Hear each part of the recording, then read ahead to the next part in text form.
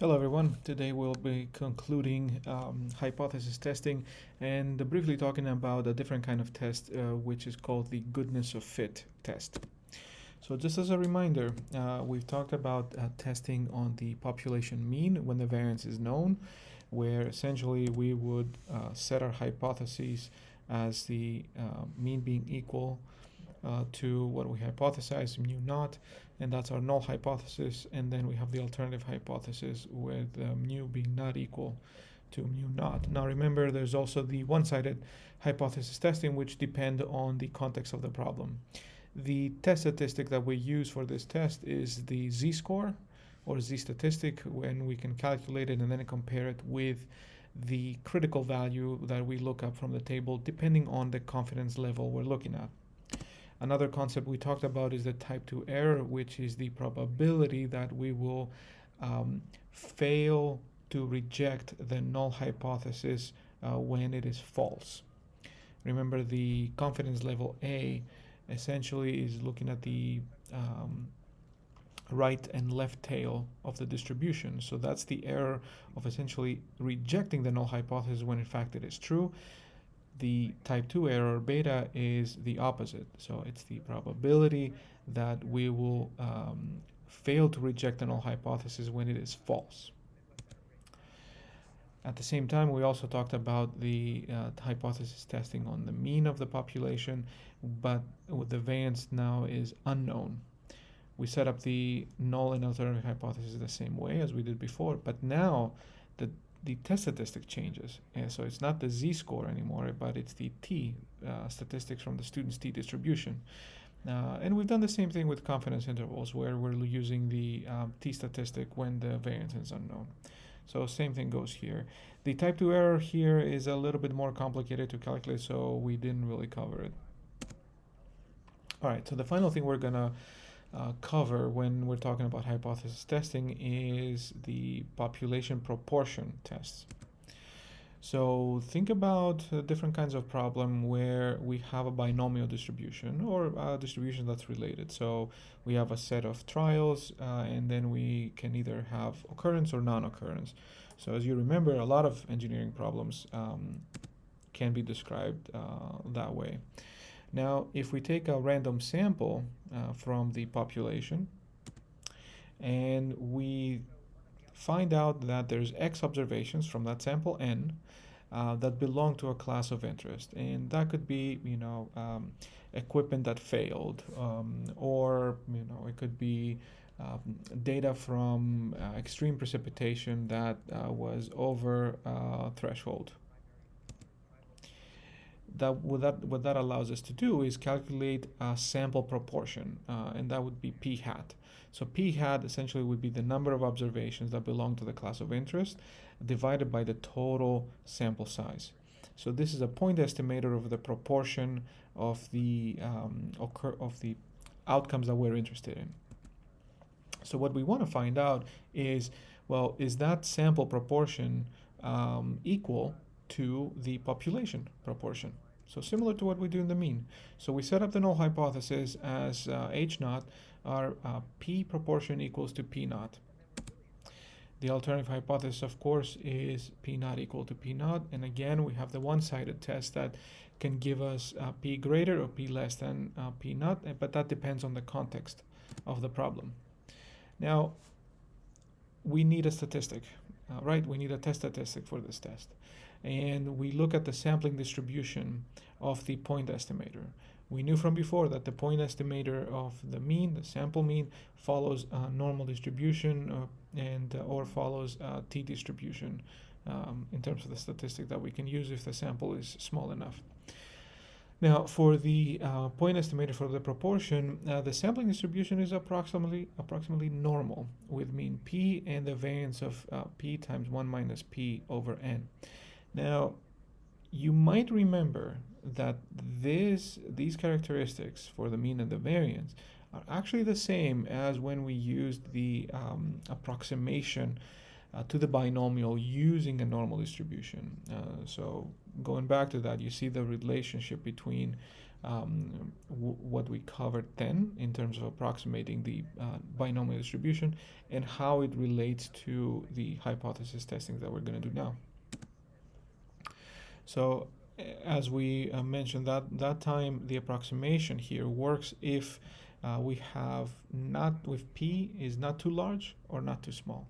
And that one we can say if n times p is greater than 5 and also n times n1 minus p is greater than 5. So again, the test statistic coming from the sampling distribution is equal to z naught equals x minus n p naught divided by the square root of n p naught times 1 minus p naught.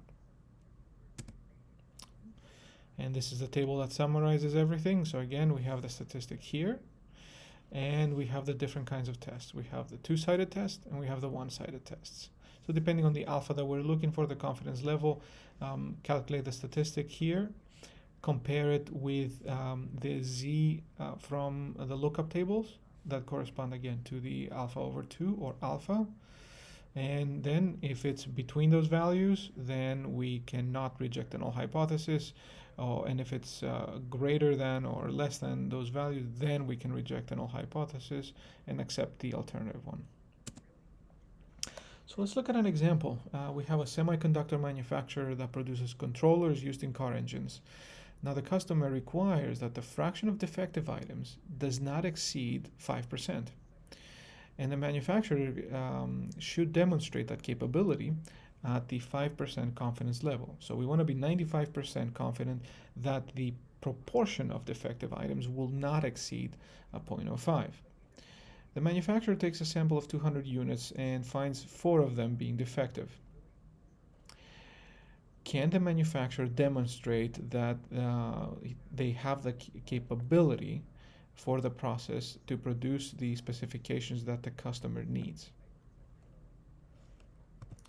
So that is hypothesis testing on proportions, right? So we're going to set our null hypothesis as being equal to 5%, and we're going to set our null hypothesis as p being not equal or less than 0.05. Now, we saw that we have the z statistic, and before we get to that, one thing I want to clarify here. So when we look at the problem statement, we're looking for the proportion not exceeding 5%. But with hypothesis testing, we always have the null hypothesis being equal. So ideally, what we want here, of course, is reject the null hypothesis, right? Because the customer actually needs this. So ideally, we can reject the null hypothesis. But whenever we're setting up the problems, we always need to use p equal to 0.05. All right, so let's calculate the statistic, and we have z naught equals x minus n times p naught divided by the square root of n p naught 1 minus p naught. So let's remind ourselves about the numbers. We have the number of defective items being 4. We have the sample size being 200. And then we have p being 0.05, p naught rather. Okay, so we can calculate z naught then as 4 minus 200 times 0.05 divided by the square root of 200, 0.05, 0.95. And that will give us a value of minus 1.95 for z naught. Now, if we try to find the p-value for this z statistic that we calculated, remember the p-value is just phi of 195, and that will give us 0.0256. From there, we can see that 0.0256, that is less than 0.05, which means that we can, let me get a new page here, we can reject the null hypothesis, which is exactly what we wanted to do.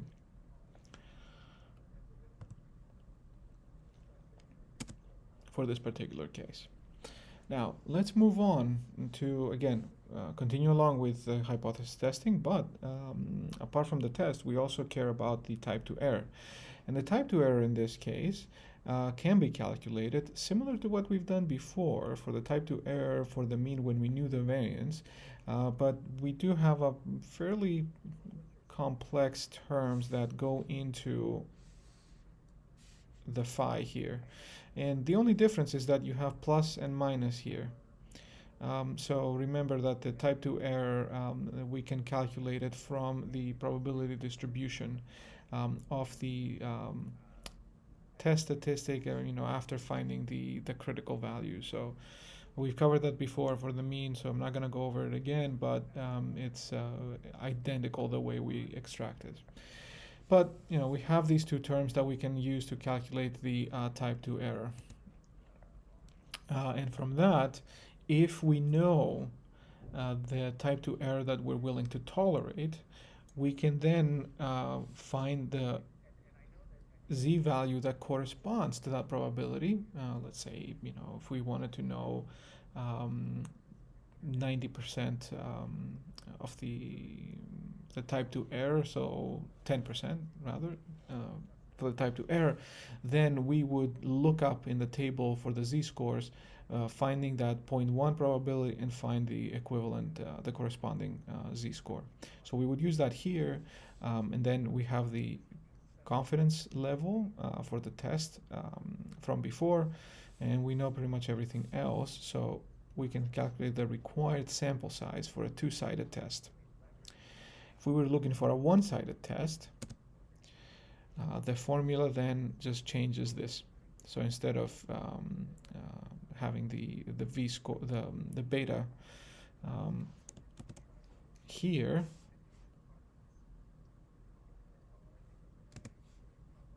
we have it over here as well, but the only thing that changes actually is this. So here you see we have, instead of having a over 2, we have ZA. So that's the only difference. So let's look at an example now and how we use these formulas that we just showed. So going back to the semiconductor manufacturer, suppose that the defective fraction is actually 3%, not 5%. What is the beta error, so the type 2 error for the process that uses the sample size of 200 and a confidence level of 0.05? So with this one here, because we're looking for beta, and remember, as before, we can calculate this as 1 minus phi, and then we can plug in the different numbers. So we have 0.05 minus 0.03 minus 1.645 square root of 0.05 times 0.95 divided by 200, which is the sample size. And then in the denominator, we've got 0.03, 1 minus 0.03 divided by 200. All right, so that one gives us 1 minus phi minus 0.44, which from the lookup tables, we can then calculate to 0.67. So 0.67 type 2 error, that means that we have 70% probability that we will fail to reject the null hypothesis even though it's not true. And that relates to the power of the test that we've covered before. So the power of the test is actually 0.3. So that's a fairly small, very low power for the test. So that's not going to be something that is going to help us figure out whether the true defective rate is 0.03 versus 0.05 that we hypothesized. And that brings us to the next question, which is, well, if we could accept a type 2 error as large as 10%, and before, again, you saw that it was almost 70%. But if we wanted to have it at most 10%, what is the required sample size? And that one we can find by, again, going back to the formula. So, and then I'm just going to plug in the numbers here.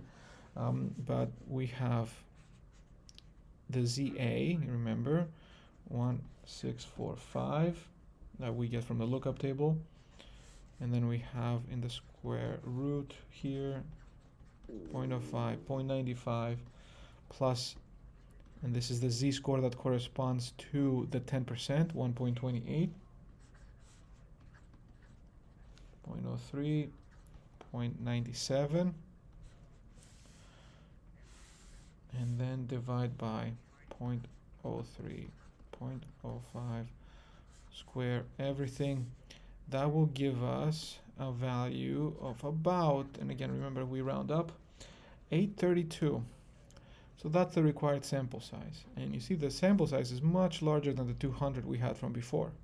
But that can be explained by the fact that, we're looking to be able to differentiate with a maximum type 2 error of 10% between 0.03 and 0.05. So that's going to require a fairly large sample size to be able to do this. Now, that covers everything we are going to talk about in terms of hypothesis testing. But another type of test asks a different question, not so much about the mean or the proportion or the variance of the distribution, but the distribution itself. So what if we did not know the distribution that our data followed? Because so far we've been talking about normal or binomial distributions, but what if we didn't know the underlying distribution?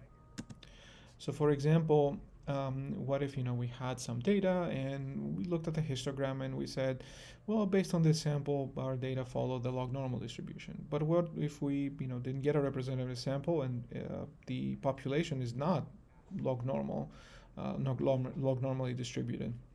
So how can we test that? And that brings us to the goodness of fit tests.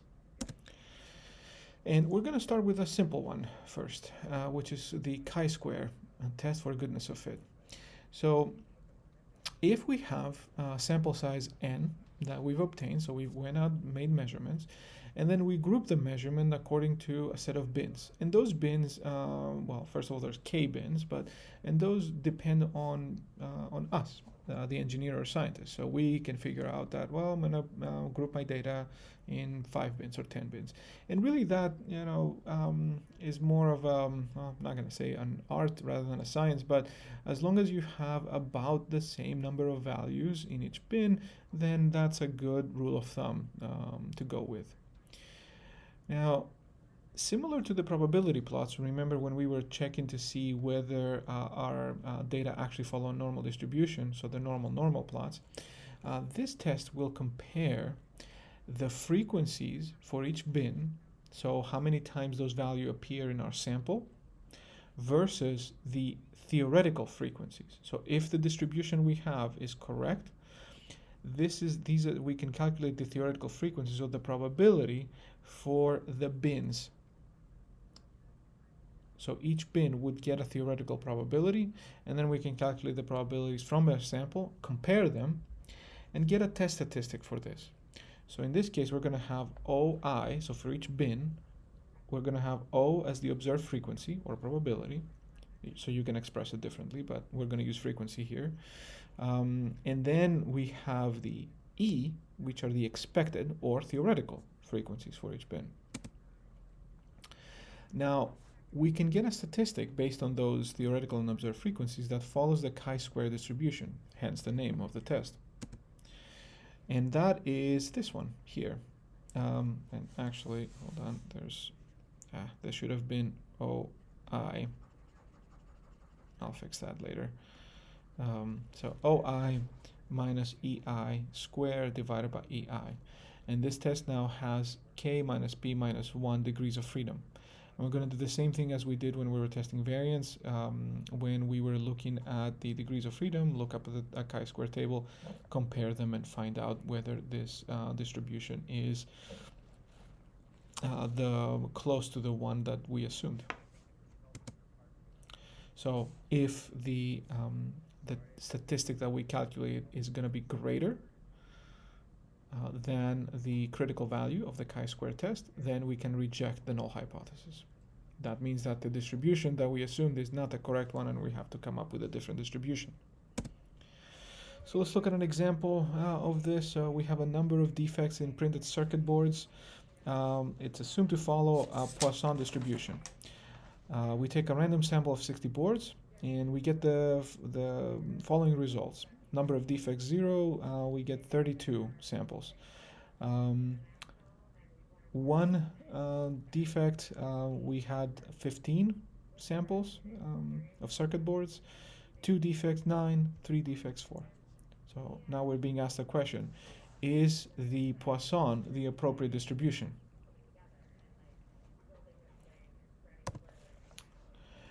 And for this, what we're going to do is we are going to first calculate the probabilities. So we're going to calculate the probabilities based on the Poisson distribution. Now remember, these are the observed frequencies. So now we need to get the theoretical frequencies. So we know that the PDF of the Poisson distribution is given by e minus to the minus x. And then we have the probability of, the lambda, remember, x over the x here. Sorry, this is e to the minus lambda here. So then we have the factorial x here. So that means that we can calculate x0 here, e to the minus 75, and then 0.75 to the 0th power, divide by the factorial, of 0. So that will give us 0.472. Now this 0.472 we will compare with this number. Okay.